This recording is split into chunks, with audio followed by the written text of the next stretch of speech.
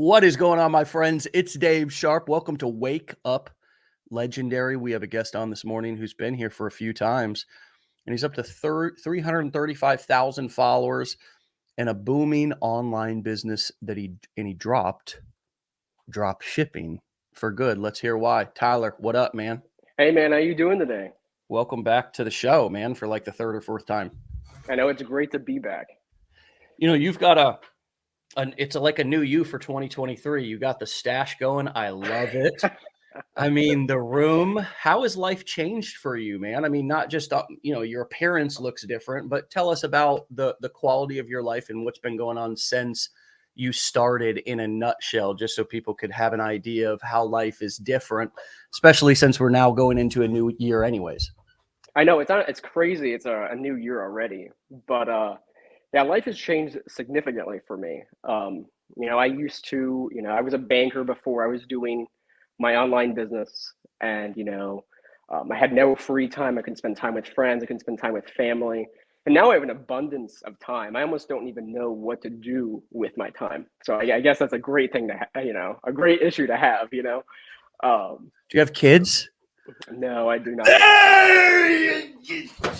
I'm thinking this guy. No, but just because you don't have kids doesn't mean you have more time. But I get it. It's like, dude, you take the 10 hours that you were dedicating to a job before, sitting in traffic, being there, and then coming home.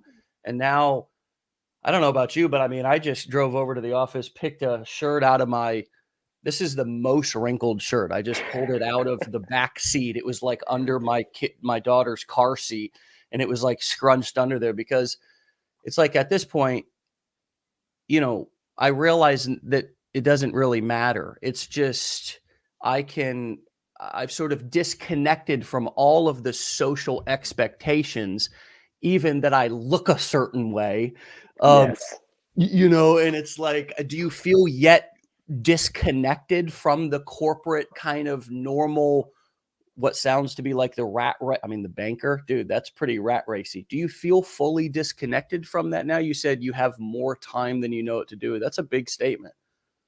Yeah, I truly do feel more disconnected than I've ever. I mean, I had to wear, a suit to my job every single day, and now I'm in sweats right now, because I'm like, no one can see me, so so it's just like it's just crazy. I mean, when I film my content, my lower half might be just wearing pajamas because I know no one's ever going to see it, so it's completely different from when I was working. Well, I guess I was 3 years ago. It'll be 3 years ago in November. Wow. So 3 years ago, what happened? Did you run into us? Had you already been online? Can you remind us of how you actually got started, so we don't just see the end of the movie, but we also get to understand what happened at the beginning too?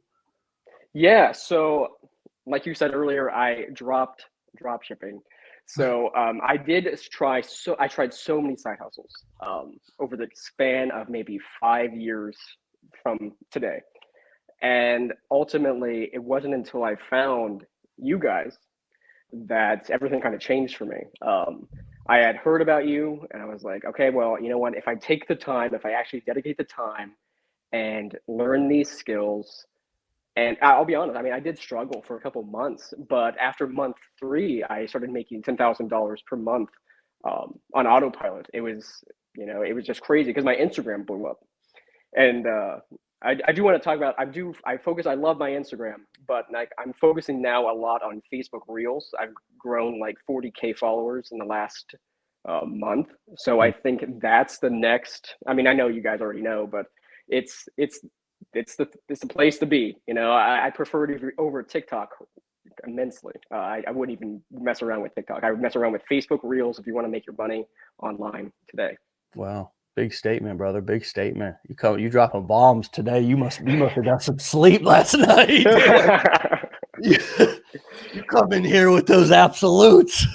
Oh yeah, man. I mean, you're in the trenches out there doing it. That's what you're seeing. I mean, so that's why this show is so important and it's relevant, because things can change so fast. And I think we began to see the kind of pick up with Facebook Reels a couple of months ago, and Josh Smith did a wonderful challenge for us around Facebook Reels. I think that was over 6 months ago, maybe almost a year. Right.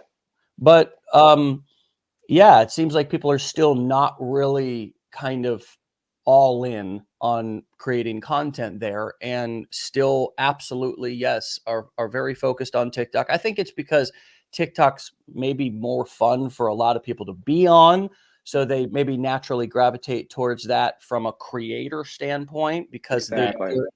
they're attracted to it from a consumer standpoint.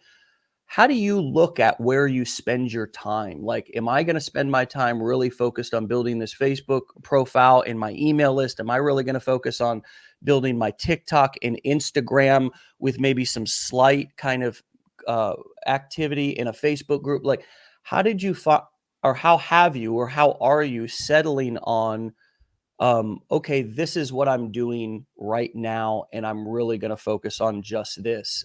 Can you talk to us a little bit about how you decide to focus on a certain strategy? So it's kind of interesting. I mean, let me just take you through a day of when I make a content. I wake up maybe around 9 o'clock. I get a shower. I research content for maybe an hour or two, and then basically it's the same every week for the most part. I will make all of my content on TikTok. I use TikTok as purely a place to create content. And if stuff goes viral, it's great. It's cool. Whatever. But then I use an app in Snaptic. I think we've talked about that before on here. Oh yeah. And I just repurpose all of that content onto Instagram, Facebook, Pinterest, and YouTube Shorts. Also, YouTube Shorts is also a great way to explode your business, but I can get into that later. But yeah, so basically, I just repurpose everything. I have 900 videos saved of me on my phone over the last year and a half that I've been doing this, and yeah, so I just basically go through that, and then I just repost on Facebook Reels. And the best part now is I'm not only making money from affiliates, I'm also making money from Facebook. Facebook Reels is paying me. I made $1,200 this last month from just posting on Facebook Reels. They're starting to do what YouTube did, and what built the YouTube platform, right?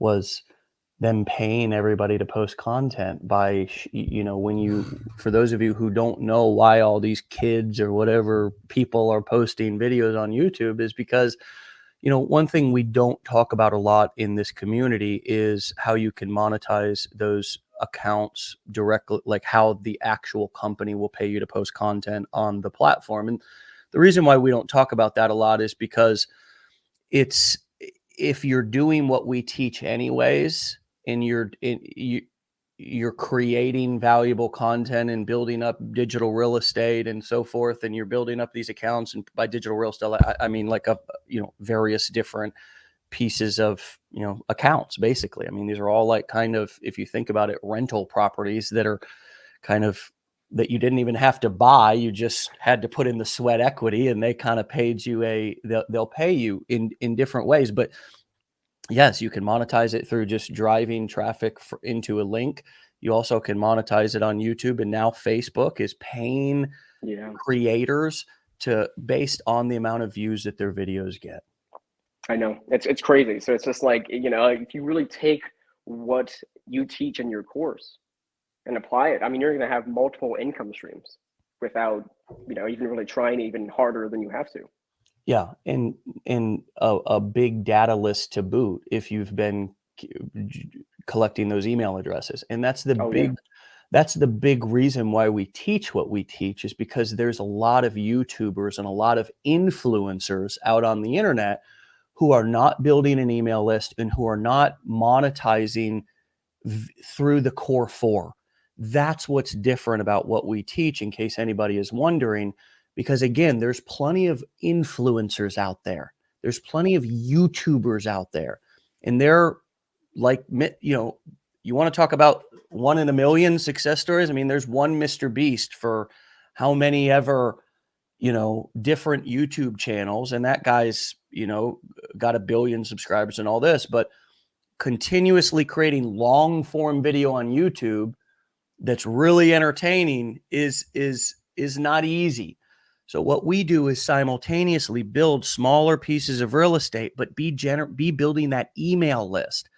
So in the off chance you lose one of those rental properties, you lose that TikTok account, you lose that YouTube channel, you still have both an audience and a way to monetize those audience through the core four. And that's, I think, kind of the big dip. And Tyler, what happened was I started to meet a lot of the influencers or YouTubers and realized they were actually struggling financially because they only knew about posting content on YouTube, being a YouTuber, and waiting for YouTube to pay them based on their views. And they just didn't know the other parts of how to build an email list, how to do affiliate marketing, and even how to take their own information and sell it via courses, coaching, or events. And I've seen so many YouTubers and stuff over the years develop those skills and just blow their business up, because now they're not just entertaining,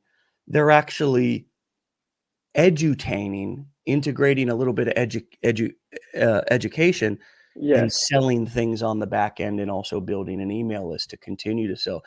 How thankful are you that you learned those skills and are not just out on the YouTube grind right now, trying to be really relies on you kind of being a total goofball and really just being entertaining in most cases, Exactly. Yeah. And it's funny though, you mentioned losing one of those rental properties, because a couple months ago, so I drove out to California in my Tesla a couple months ago. And I stayed out there for a month. I stayed out in Irvine, which is really nice.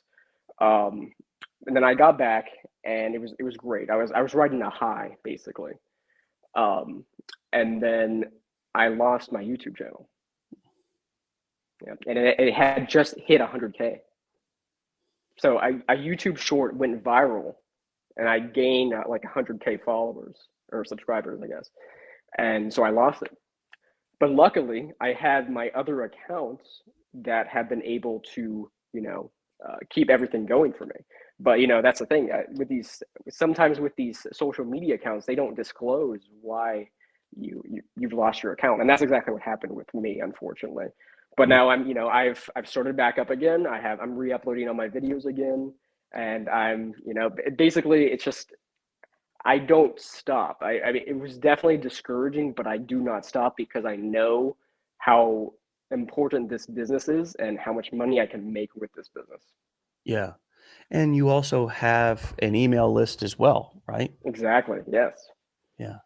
So at the end of the day, if you do a great job of getting people on your email list, if you lose an account, those are all the most interested people. You just can say, hey, folks, go and follow me at this TikTok account, or go and follow my content at this YouTube channel. And it's a lot easier to, if you have a single place to be able to communicate with people. That's why we talk. That's why we build email lists.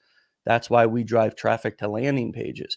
And this has been a strategy that I've used, marketers have used for almost the entire 10 years that I've been doing this. And it's been the single difference maker between the YouTubers who are if you were only a YouTuber and you only knew being entertaining on videos and video editing, and you lost that channel with no additional digital marketing skills, you would be done, basically. Yeah. Oh, exactly.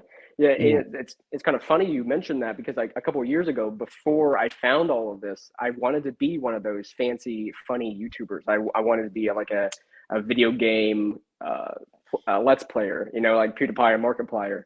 Yeah. And I didn't have the knowledge for the back end, so I was just losing money. I was struggling financially because I was still going to my job, and I was like, why am I not getting results? Why am I not monetized on YouTube yet? And it's so like, if you just focus on one social media platform, you have to focus on the whole ecosystem basically, and build a community that will follow you no matter what happens. That's a great in the social media, where everybody spends their time, the majority of their time is a big ecosystem. and it's not that many places. You can go and look at the sites on the internet that get the most traffic.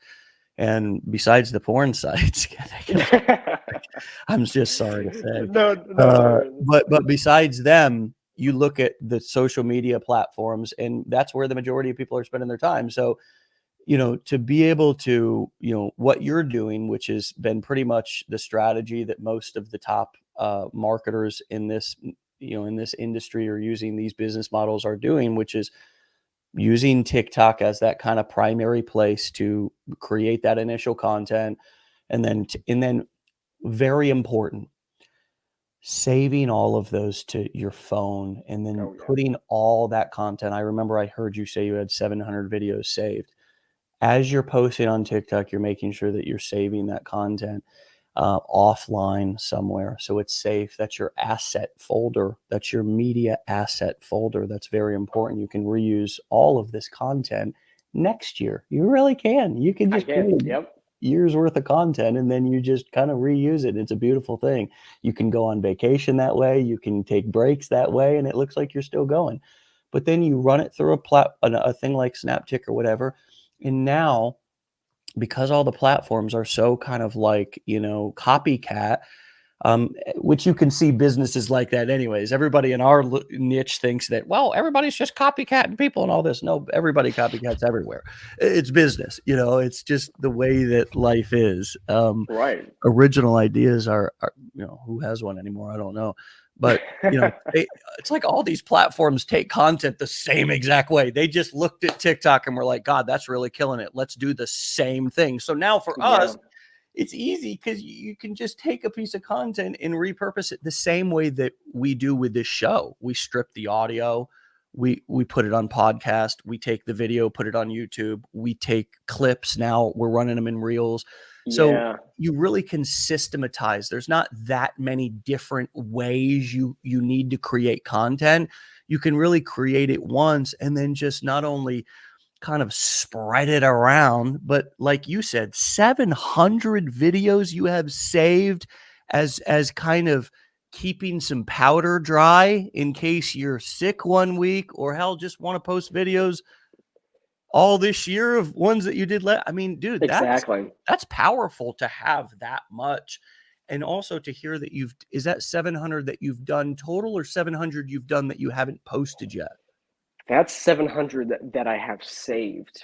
That's not because it's time consuming to go through, because I want to go through all of my TikTok accounts, because I have multiple TikTok accounts, and go through and save every single video.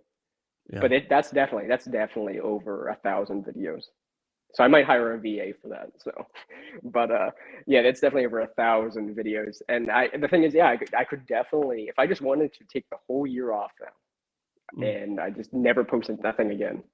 Yeah, I could, because I could just hire a VA to do it now, which is great. I actually did that on Fiverr. I spent too much money on Fiverr. I'm gonna be honest with you. Yeah. And then I could just have them repost the content. Right? You mean buying things and things for people to do for you on your business? Exactly. Yeah. I right now, I have people. I've hired people to make some logos for me and edit some videos for me, and I'm actually gonna be dabbling into YouTube automation here soon. So there's a bunch of stuff. I'm basically just like, I'll let somebody else who knows what they're doing do it, because you obviously know what you're doing. So and I don't have the money to be able to afford that, right? Exactly. Yeah, it's nice. So I can kind of just sit back right now because of all the money that I've made with this online business, and I can be like, okay, well, how should I re-strategize for the new year? And that's basically what I've been doing.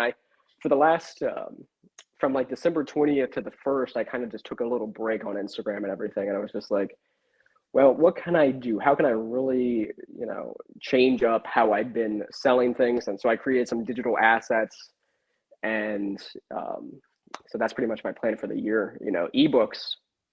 That's really all I'm gonna say. Like that's the key, and they have all my affiliate links in them, and my favorite training course. I'll tell you, man, I think we're going to do the same thing this year, is really kind of teach people more how to customize their own lead magnets and stuff. And, you know, when you have an opt-in page that has something that's unique that people haven't seen, it's just and it's done correctly the way that we teach them and the way that we have them here. It's just having something different than everybody else. You know, Exactly. when you're giving away an ebook that you can so easily make. And I mean, nowadays an ebook, folks, can be a Google Doc that when they opt in, there's just a button or a link that says access the ebook here, and it's just a Google Doc. I mean, folks, we Yeah. overcomplicate this. I mean, really, there's this kind of big trend amongst a lot of digital marketers right now and copywriters who are selling a lot off of Google Docs. They're just, you know, they're not even creating web pages. They're not even using a funnel builder. They're just writing the sales letter in Google Doc and just emailing their email list and sending them right to the Google Doc. So the tools in which we use to deliver these things, such as an ebook, don't need to be complicated. Of course, a lot of people use Canva too, but what's one or two quick tips or takeaways that you've learned about using free giveaways, aka lead magnets, aka free gifts on that landing page, and giving something unique away in exchange for people's email address? So basically, I mean, when I started doing the free ebook giveaway, 'cause I see everyone do that. I did it for a little while. I kind of changed things up a little bit this year, but um, you can't expect you're going to get a lot of people that kind of just signed up for the ebook, and then they don't actually care about whatever you're offering. Right. Okay, so you just got to keep that in mind. Like, yeah, I mean, my opt-in rate jumped up to about 50% when I started doing the ebook, and so I was like, wow, I'm really collecting a lot of emails and Yeah. all of these, and so yeah, I mean, as far as advice, I mean, just make sure it's a quality ebook. I feel like if it's quality, it's got your name on it, it's got your face on it. Like I said, I hired someone on Fiverr. Mine was perfect, you know, uh, and it's And got all my affiliate links that's in it. kind of the important thing is right, is like that image of the book, right? It's like that image of the book is kind of important, but it's weird, dude. I mean, you know, I've created different offers over the years, and you know, the graphics, like the actual prettiness of the graphic. Like, let me show you something here real quick. Yeah, Like this was a offer that I made for network marketers, okay? And this was me selling a course, basically a 5 video course, and you can see down here I'm going to show you the assets. So like I gave a visual of what they were going to get, even though when I deliver the training, it's actually just on another web page and the videos are just on the page. But that little graphic right there is important. You know what I mean? Like right. the same thing right here, like this little graphic that shows the physical thing. It's kind of like if you go over to like our online, let me see if I can,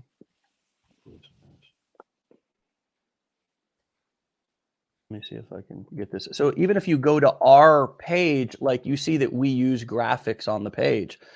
Those little graphics that show, you know, something that like it shows the thing. They're really useful. And I think when I think about going and using like a site like Fiverr or something to make me something, this is definitely one of the things that I would ask somebody to make.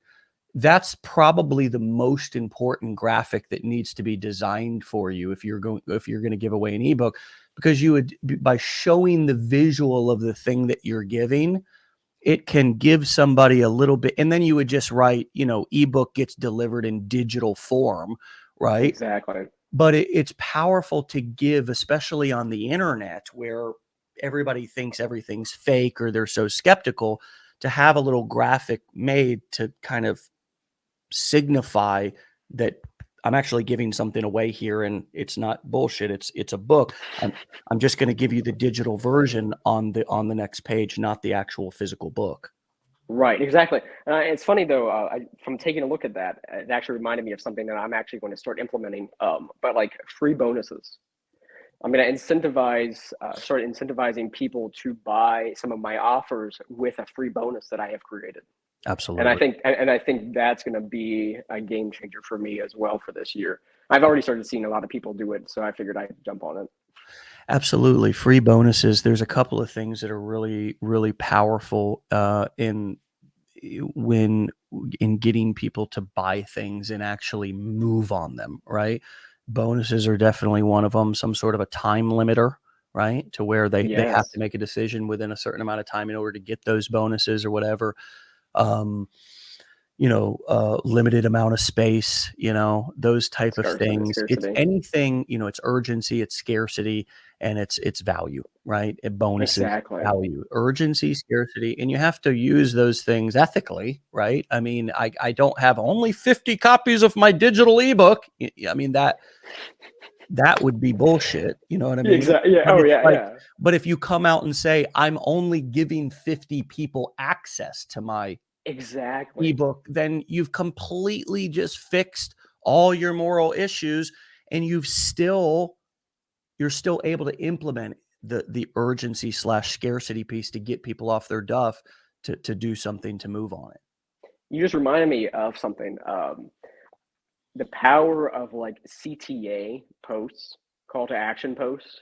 Like I can't tell you how many email leads I've gotten, or like just like the power of like how many people I've been able to message and get them to convert um, for my affiliate offers or just to my opt-in list by just being like, hey, for the next 50 people, I'm giving away my free ebook. And it's funny because like you'll have your link where you're giving away the free ebook, and they could literally just go and click it, and then you're just going to send them the DM that's going to be like the same thing.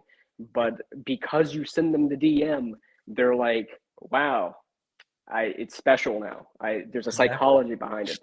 There absolutely is. And it feels more exclusive. It feels more personal. Nobody, the big thing that people feel on social media is really they they're more lurkers than anything. So when there's an opportunity for them to engage, or when you create an opportunity to engage, which feels different than the normal scroll, the normal kind of stalker scroll, lurker scroll, whatever you want to call it.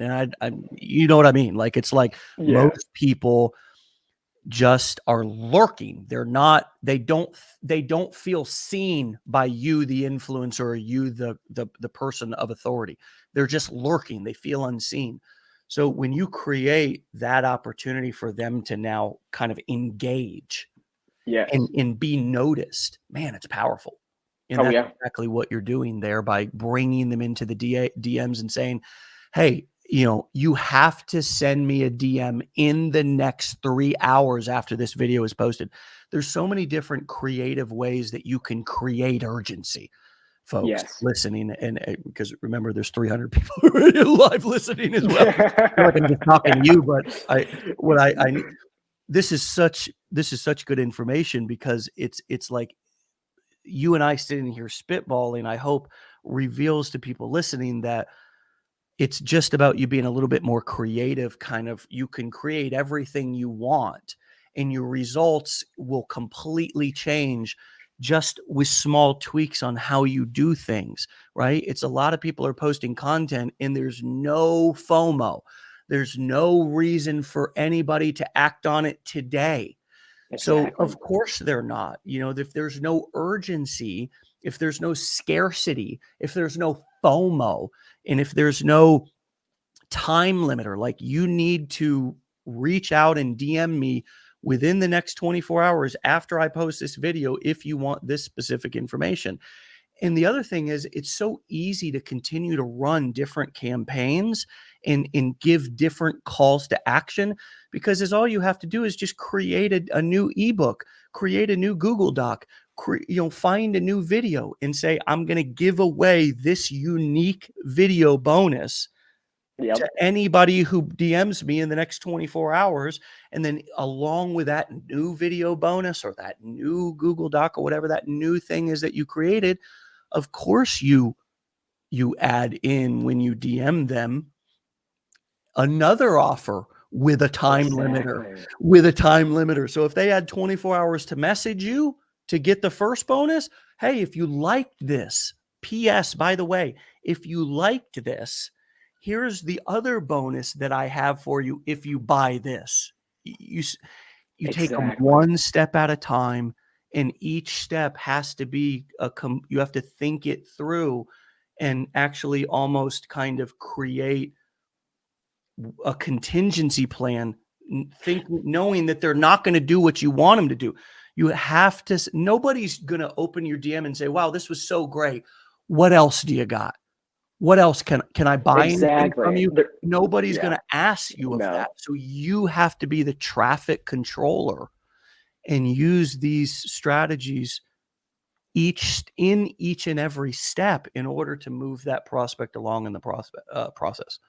Yeah, because you're exactly right. I mean, because no one's gonna actually be like, what else can they? Because how would they know? You know what I mean? So you gotta guide them in the direction, and I love that, the traffic controller. That's like the perfect way to describe that. And the traffic controller also is gonna say, imagine this. Let me expand on the traffic controller analogy. Hey, come this way. You've got 5 minutes. 5 minutes to come this way, or else I'm letting this guy come. No, what do you think that guy's doing with a plane full of 100 people? His ass is on that gas. He's running. He's coming. Yeah. You got 5 minutes. Come on. Okay, stop. Boom. Y'all are coming up. Hold on. For the next 6 hours, I'm letting this lane right here go. For the next 6 hours, it's cut off. You're going to have to wait for these people now, right? You see the traffic. You have to have those clear calls to action and be controlling the audience versus letting them control you. Yes. No, that is perfect. I can't. Yeah. Wow. The power of a perfect analogy. We talked about exactly. Yeah, we talked about that at the mastermind. Like, the power of the perfect analogy is unrivaled. It's unmatched in marketing and in sales. If you can find the perfect analogy in order to deliver what you want in a context that the person you're talking to will understand, you will instantly become 10 times more persuasive. Because now, with every situation, including when you're creating content, if I'm talking to people and I'm just spitting this new stuff that I've learned and I'm over, I got to break this down, and I got to put it in terms that everybody can understand. That's why I've used analogies like the construction analogy of, hey, you can't just learn how to, everything can't be a nail, man. It's not just about learning how to swing a hammer. You got to be able to read the blueprint. And if you only want to, if you only want to swing a hammer, well, that's how you're going to get paid accordingly. But if you want to be the guy or gal who shows up to the job, calls the shots, directs the traffic, reads the blueprint, and takes home the biggest check at the end of the job, you got to learn how to read the blueprints, baby. Yeah. So exactly. No, yeah, I love that. Yeah, CTA posts have drastically changed my business in the last 6 months. So, I mean, that's definitely a tool that I honestly encourage every new marketer to learn. I just, it's so crazy because it took me a while to actually learn it. It honestly took about 6 months, and I was like, wow, I should actually start doing this. And then you implement it with Reels or YouTube Shorts or, whatever. And the results, they're ridiculous. Sometimes I have way too many, like, I'll be like, comment freedom, and then I'll send you whatever, and I'll have like 1,000 comments, and I'm like, I'm like, okay, well, this is just completely, it's insane, the power. Well, here's one that I'm going to give you a challenge. Okay, because I think you can pull this off. Why don't you begin to try some posts that get people to go to your link so you don't have to DM them, but you still, in order to qualify and go, and I can give you an example, they have to comment first. So there's 3 steps to getting this information. Like the post, comment down below, and click the link inside of my link.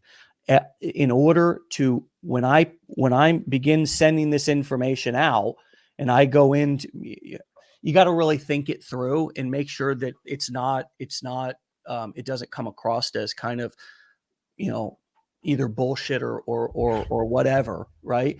But my point here is that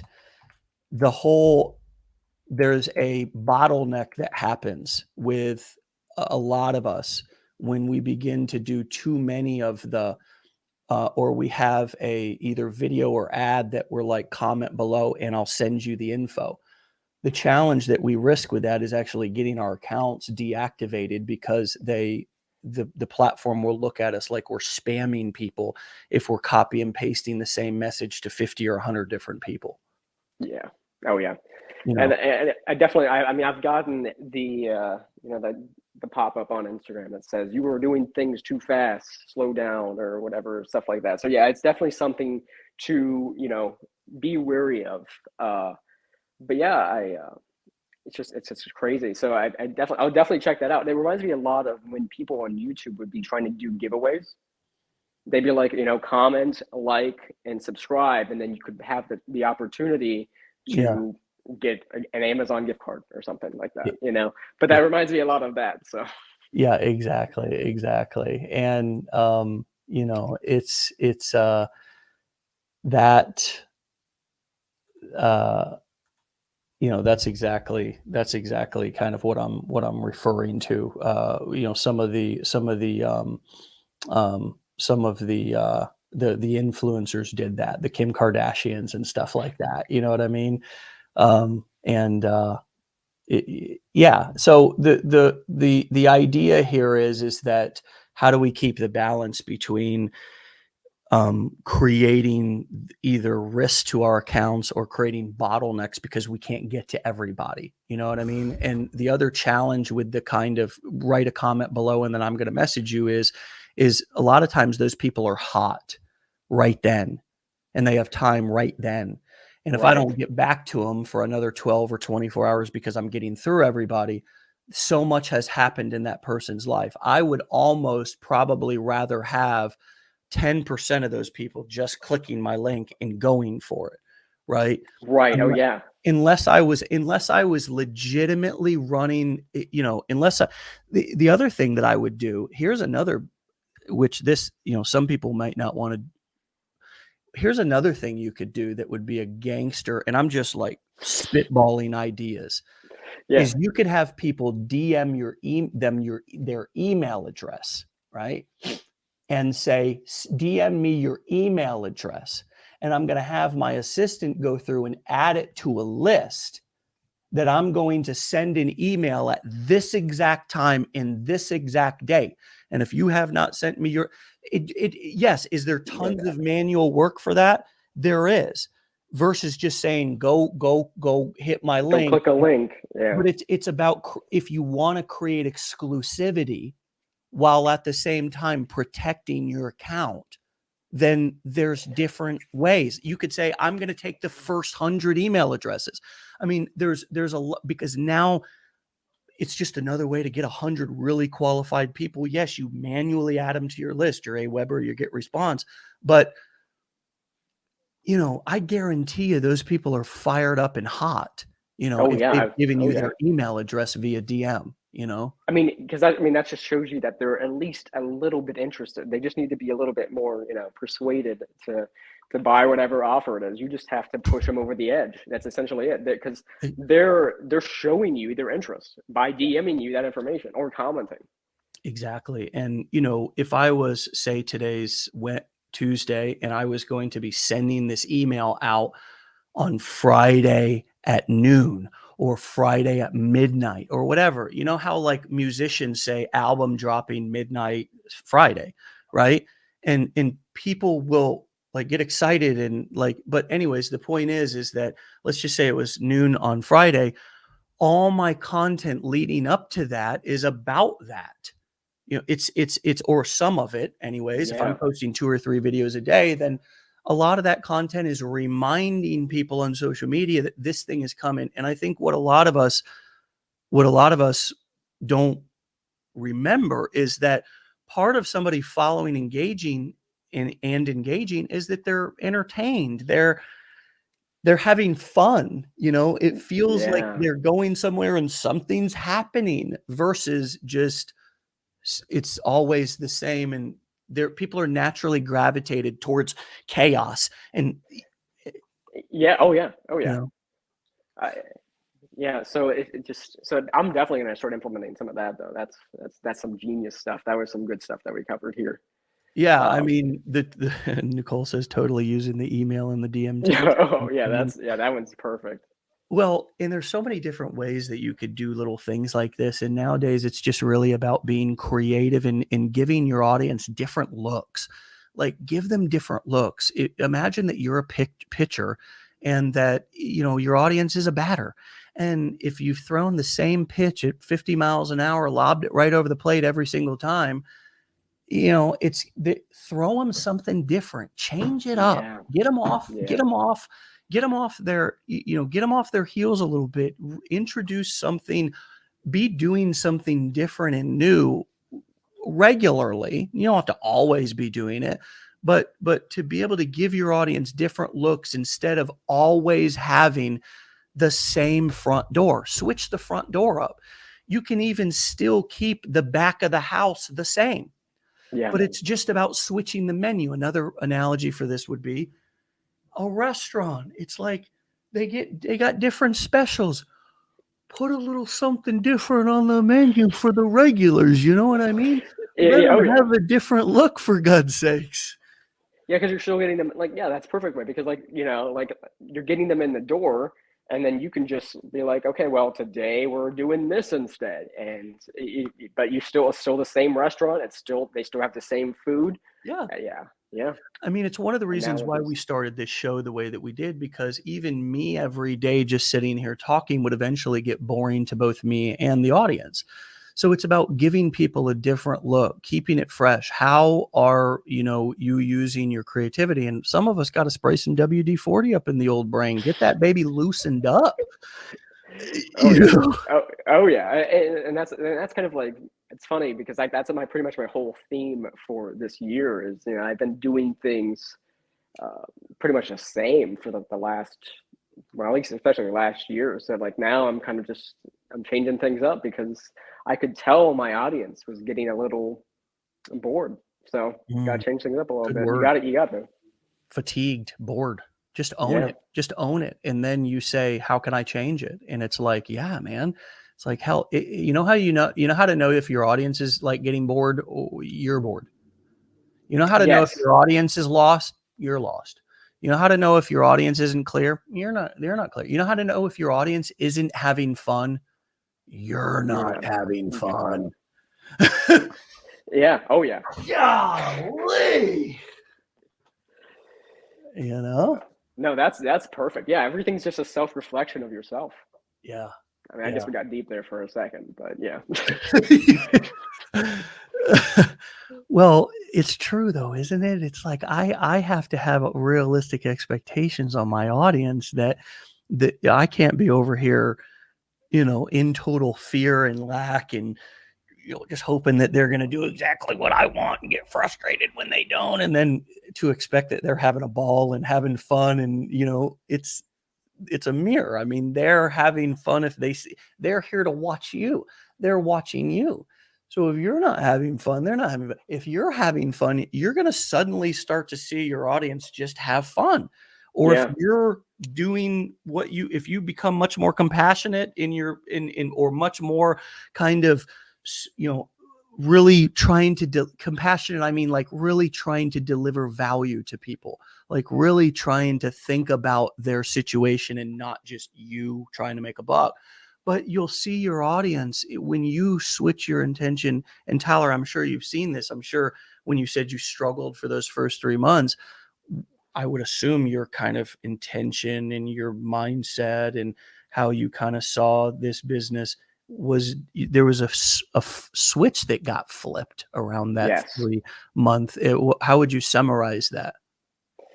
I think I was just so focused on making a buck that I think it came out in the content. I think it came out as just almost a desperate in a way, just like, come on, I know everyone else is doing this, I know I can do it, why am I not making a buck? And it must have, I think it came out in the content. And I mean, you basically you get out what you put in. And I think definitely what I was putting in was being desperate, and just they could tell. Your audience can just tell. And that's, I think, as soon as I started having fun and changed up my strategy, and I can't like emphasize the importance of email marketing more than anything else, because that's really what changed everything for me as well. My email marketing was not just, it wasn't good. And so basically I would keep going back. I would go back every single day, but like, what can I do to improve this? And then eventually breakthrough. But I think I also too, if you overthink it, which I did that also.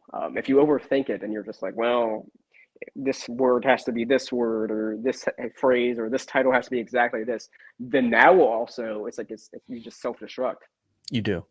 What was the biggest thing that you learned about email marketing that changed things for you, or that you realized? Be like intimate with your audience. I'm not telling you to kiss your audience, but I'm saying, basically, you're not saying send the D shots or that, not that kind of like, hey, break it down for us dumb animals out here who are thinking intimate. Yeah, okay, tell us your secrets. It's like, well, thinking of you now. Basically, what does it mean to be intimate in an email when you're sending an email to a bunch of cold leads? Explain that for somebody who's new on here, who doesn't know what you mean by that.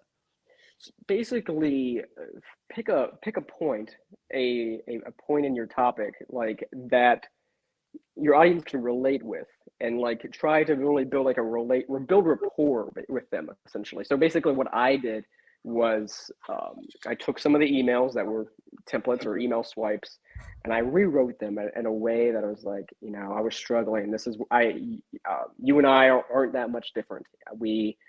I hated my 9 to 5. The system lied to me, and I know it lied to you guys as well. I would come home exhausted at the end of the day. I couldn't see my friends or family. Basically, really like emphasizing my story, my struggles, and hopefully they would be like, oh, I can relate with that, and then that basically builds like this relationship with them. Like, this guy's me. This guy's literally me. And so that's basically, you want to build a connection with your audience, and you just need to find a common pain point, and you need to find out what your audience is really looking for. Because you have to think about who's your target audience. So for a lot of people with Legendary, I've noticed it's parents. So, a video that I will be seeing is like, I was a struggling parent. I never got to see my kids. I never got to go to their soccer games. I never got, my marriage was failing. And a lot of people are going to be like, wow, mine is too. Or I never get to see my kids. Or, my relationship is just struggling because I'm always at my job and I'm working 100 hours a week. And you basically you relate with them, and they're like, wow, this person gets me.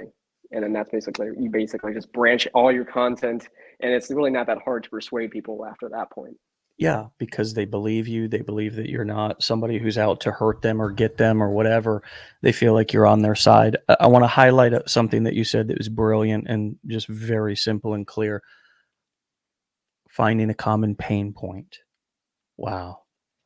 That was well said, because it's not always about finding common ground, right? I mean, if you and I both like the New York Yankees, I mean, that's not really intimate, right? That's the opposite of intimate. Actually, talking about sports and weather is the opposite of intimacy. Imagine that, right? I mean, when you talk about sports and weather with a stranger, that's a very safe topic. You can usually talk about with anybody, anywhere, and it's known. That's a known fact. So if somebody is going to watch your content, what are you doing to make it different than the very simple conversation that they would have in a line in Walgreens with a stranger talking about sports and weather? That's not intimate. that's superficial. And so that common pain point that you just highlighted, that I just heard that and was like, man, that's it. When you take it there, right, Tyler, now all of a sudden you've become vulnerable.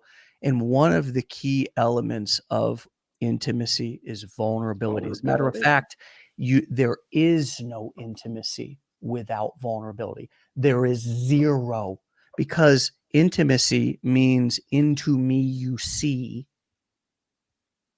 and I have to open myself up and be vulnerable and give you something that I wouldn't normally give the person standing in line at Walgreens. I have to give you something different to connect to. That's what came up for me when you said that, brother. Oh yeah, oh yeah. I couldn't have said it better. I mean, that's like the perfect sum. It's like, it's just like you have to be vulnerable. If you can, you have to make your content, make your audience perceive you as vulnerable, but also give them value. Yeah. And I think that's really the key. If you can do that, then you more than likely will have success in whatever business it is. But they want to see you as one of basically themselves, not as a salesperson, but the next version of them, who they want to become. And you don't have to, like if I'm just like, hey, I'm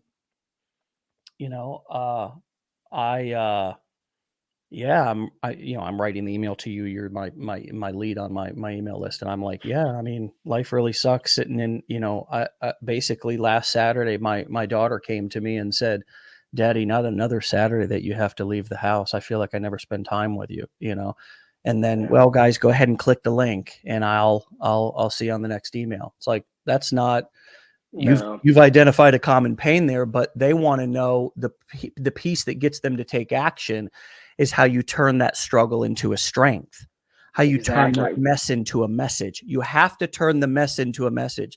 The common pain point is so important because that's where they connect. But in the next breath or a breath or two, you got to give a little hope shot. Right. You have to give them the solution.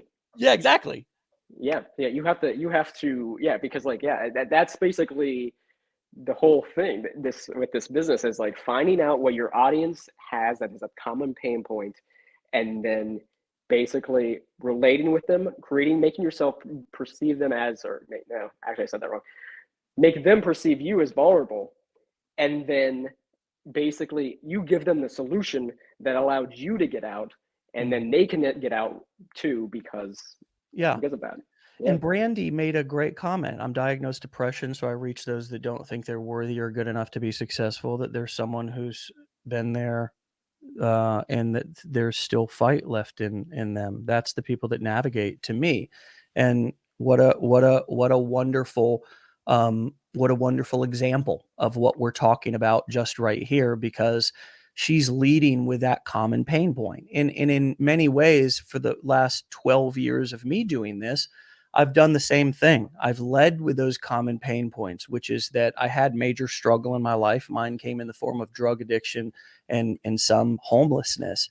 And that is vulnerability I'm just giving you right up front. That's a big kind of, for me, I chose to do that because it makes a big impact right up front. And it lets people know I'm not here to bullshit.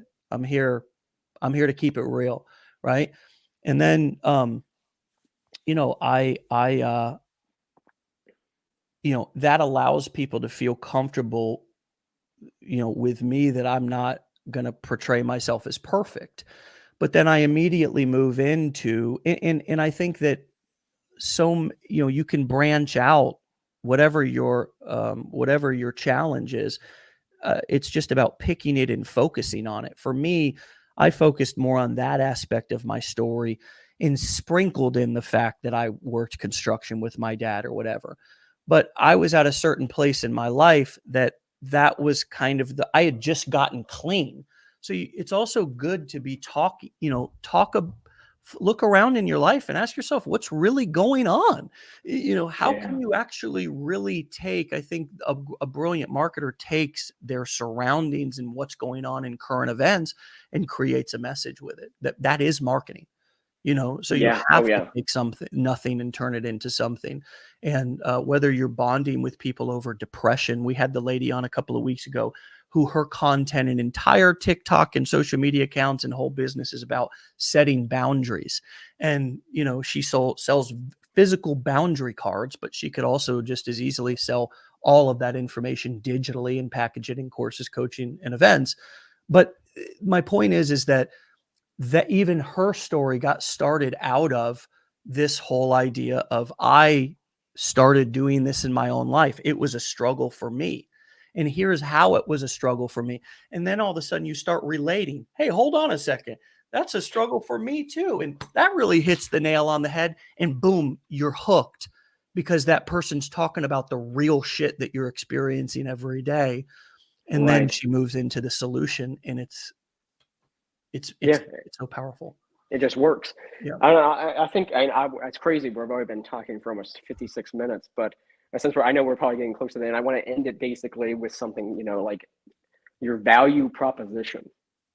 What's going to set you different from everyone else? I mean, that's something you need to, when you're really creating this online business, you need to sit down and you need to be like, well, how am I going to be different from this guy with his mustache who's making content about websites and marketing? How can I really set myself apart and tell my story and find a common pain point with my audience? And how do I want my audience to perceive me? And if you can do that, and then if you do the CTA posts, then you got it. I mean, we live in a day and age right now where I don't know if traffic is going to be this good always. Okay, you have to keep in mind, right now is a golden age of just creating content. So you have to, if you want to start, you need to start right now. You can't wait anymore. It's already been a couple of years. I mean, I started posting in 2020, and I'm just like, when's this gonna end? So I'm just like, I gotta bust it out now. I gotta keep making content. That motivates me every single day to keep making content. Yeah, I want to tell you something funny before we end. Okay, yeah. I've thought that way for over 10 years. And it's great, brother, because it's like it keeps you on your toes, right? You're waiting on Right. the other shoe to drop. Like in a way, like my past life experience made me kind of think like that, waiting for like something bad to happen. Like I think a lot of us think like that. It's like, oh my God, this is not going to last. Like, it's part of our kind of survival skills. You know what I mean? Like all of us have that. We're looking out for the saber-toothed tiger, but now I'm looking out for my YouTube channel to get, bug or whatever it is. Oh, It's exactly. not Yeah. a saber-toothed tiger anymore that's chasing me through the jungle. I might lose my TikTok account or whatever it is, but Yeah. I don't know. I've thought the same way for over 10 years, Tyler, that I better get it in now because it's not going to last. And you know what? Honestly, it's just it keeps getting better and better. The opportunity keeps getting better and better. But that doesn't mean that I should sit back and just be like, hey, it's always Like chill. here because it may not. I don't know, but it is better than it's ever been right now, right here, right now. Regardless of what the economy's doing, recession, no recession, whatever, the majority of people in the normal economy and marketplace don't even know what we're doing. They don't even get it. They think that No. we're just screwing around on TikTok and Facebook and that we should get real jobs and probably none of us are making any money. They have no idea. The common person has no clue what we're doing. Exactly. No, you're right. 100%. So, I mean, in a way, most of us are ahead of our time. Hey, brother, dude, this was your 5th time on. And before I let you go, I just want to tell you, thank you for not just going through our education and going out, but like, thanks, dude, for coming back and being willing to have such good conversations and really be so helpful to everybody, dude. Like, really, thank you. And Happy New Year, brother. I'm looking forward to seeing you crush it this year. Happy New Year, and yeah, thanks for having me on here again.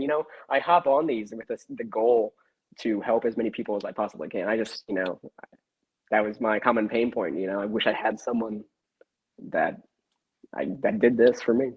Yeah. Yeah, well, it's so helpful. We've got, I mean, if you all want to hear more from Tyler, just go scroll through our Wake Up Legendaries, and there's 4 more awesome conversations. And isn't it so cool to be able to see your journey too? Like to be able to have that recorded in conversations. I mean, I have interviews of me done back, and they're so valuable to me because I'm able to kind of see how far I've come and actually see my own journey. And isn't that, it's got to be cool to see that. I know it is for me, man. Oh yeah, and seeing the growth, like looking back at our first video together, I'm like, who is this person? This is not, that's just so crazy because it's like, look how far I've come since then. So yeah, I love that you do this. It's honestly, it's great. All right, man. Well, hey, Happy New Year, brother. I'll talk to you later. Okay. Happy New Year. Yeah. All right. Thanks. See you. All right, my friends, you can go and follow Tyler. We've got his Instagram profile up at Tyler Z Wise. Tyler, Tyler Z Wise, Wise, all one word, no underscores, no dashes. You can go and find him on Facebook, TikTok, YouTube, anywhere else from Instagram, or probably just type in his name on any of those channels and you'll find him there as well. But this guy's an internet ninja at this point. We don't know where he is, where he's going to be, what he's going to be doing next time we're talking to him. He'll probably have 15 more accounts. And you just talk to people sometimes and you're very clear about why they've gotten where they're at. You know, he said he struggled for 3 months. He's gone through all that. A lot of the same things that all of us go through at the very beginning, not wanting to hear ourselves, see ourselves, watch ourselves, and we're all faced with kind of the same decision. It's like either do it or don't, and when you listen to people, it's so helpful to see that they're really no different than I am. I mean, they really just made a different decision and they're better because of it. They're better because of it. And so 2023, there's going to be, I mean, this community is only going to get better and better. We're about to roll out some things in the next couple of weeks that are just going to add so much more value, more than double the value instantly for all Blueprint students without charging any more money and without charging any past customers any more money. Just instantly double the value, right? So there's never been a better time than to say, hey, look, I'm ready to make the decision for myself too, instead of just watching everybody else do it, thinking that I'm not either worthy or I can't. You can. And even though Tyler looks like a completely different person now, he walked through the same exact front door that you did, that I did, that we all did. So let's rock. Be legendary. See you back here tomorrow for another episode.